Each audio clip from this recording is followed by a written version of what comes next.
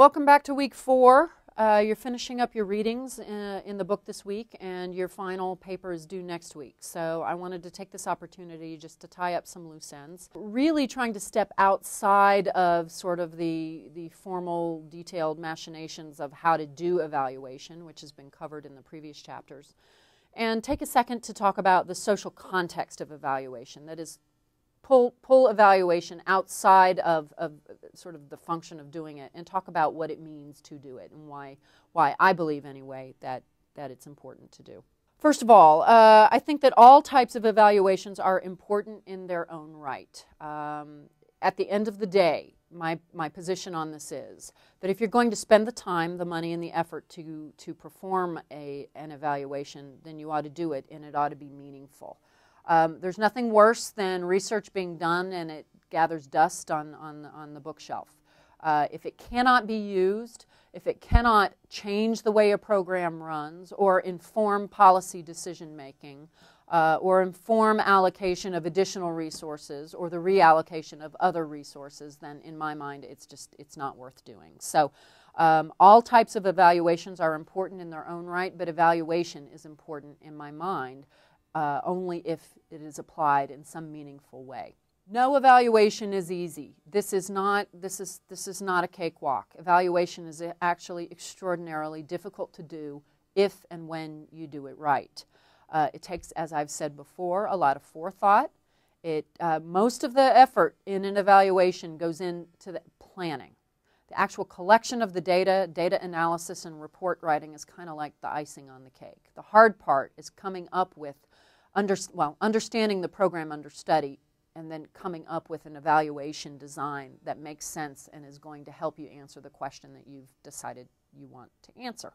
At the end of the day, though, if you haven't figured it out by now, stakeholders drive the train. You may want the evaluation more than anybody, but if one or more of your stakeholders is not interested in participating, not interested in providing data, or not being cooperative, then it's going to be virtually impossible. Or certainly most difficult for you to be able to conduct the kind of evaluation that you need to conduct. So it goes back to either first week lecture when I said that you've got to understand who's at the table. You've got to understand what resources the stakeholders are bringing, what position they have, and what they want from the work that you're doing. Because if you are not keeping that in mind when you are doing your evaluation, you are going to run into all kinds of problems. Let's take a second to talk just a little bit in more detail about stakeholders. As I've said, or certainly alluded, there are multiple stakeholders with multiple agendas. Everybody comes to the table with something different that they're looking for. You've got a range of stakeholders, both hierarchically. You may have directors from probation departments or judges or prosecuting attorneys or the district attorney, whomever, all the way down to probation officers or drug treatment service providers. So you've got vertical alignment or differences. And then you've got horizontal differences. You've got people from all different kinds of agencies, as I said, each of which has a different purpose in the criminal justice system, but each of which plays an important role in the evaluation that you're going to conduct. So you've got to consider the range of stakeholders that you have and the agendas that they have. The problem with too many stakeholders is that you have too many fingers in the pot, and everybody feels like they own part of what it is you're doing. So everybody thinks that you need to be working for them. And at the end of the day, if you're working for 10 people, you're working for none. Because at the end of the day, the question that you're asking is not going to be the question you want to ask, but the question that some stakeholder has basically subverted you into asking. So you've got to be very clear and clearly delineate up front what everybody's role is in the process, what role the stakeholders will play, what role the evaluator will play, and what the question is. Quite frankly, the best way to do all this is to be transparent. Hold frequent meetings with your stakeholders and keep them apprised of what it is you're doing. Share with them the research design. Share with them the research question. Share with them what your plans are for publishing the data or disseminating the data. All of this is important, and all of this will minimize. It won't stop, but it will certainly minimize this kind of too many fingers in the pot and I want a piece of the pie and I need you to do what I want you to do, not what you want to do kind of thing. And then let's talk about politics and politics and politics again. Because at the end of the day, we're talking about criminal justice programming, we're talking about drug treatment programming, we're talking about mental health programming, we're talking about supportive housing or transitional housing for offenders. We're talking about real important programs that offer real important services to people who don't normally have access to these kinds of things. So politics also drives the train. If the stakeholder is the individual doing it, there's usually some political motivation behind what it is they're doing. And so you've always got to take into consideration, is this a Democratic or a Republican administration at the whatever level you're working at, whether it be state, county, or municipal? And are the results that I'm going to publish going to impact in any way so-and-so's bid for re-election? I know that sounds ridiculous. It doesn't sound like it should be an issue of consideration, but the reality of the situation is you cannot ignore that stuff when you are thinking about doing evaluations and, of course, then ultimately publishing your data. Which brings me to disseminating evaluation results. Give it to your stakeholders first and to the general public second. As I said, always keep your stakeholders engaged. Always keep them in the loop. Always make sure that they understand what you're doing, when you're doing it, and how you're doing it. Now, that doesn't mean you cave into their demands, but it does mean that you should keep them informed. What you give your stakeholders in terms of information is probably also going to be different than the information you give the general public. They're just generally two different audiences that have two different levels of being able to interpret what it is you're going to generate. So technical reports are first, that is the actual data crunching, data, statistical analysis, that kind of stuff you're going to want to share with your stakeholders. But executive summaries or plain talk is the kind of stuff you're going to want to give the general public, right? Or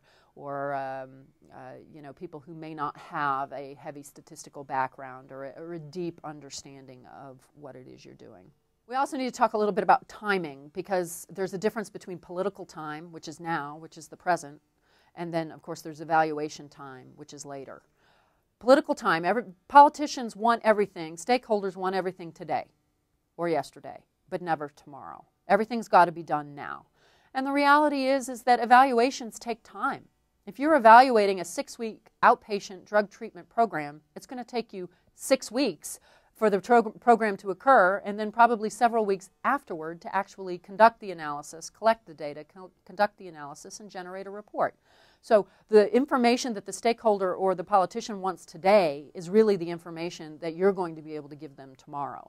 And so you need to be able to temper information sharing and information dissemination. And one way to do that is to actually provide interim analyses or sort of baseline data so that people always feel like they're in the loop and they're understanding what it is you're doing and the kind of information that you're collecting. Again, just to reiterate and to kind of sum up this chapter in, I guess, the course altogether.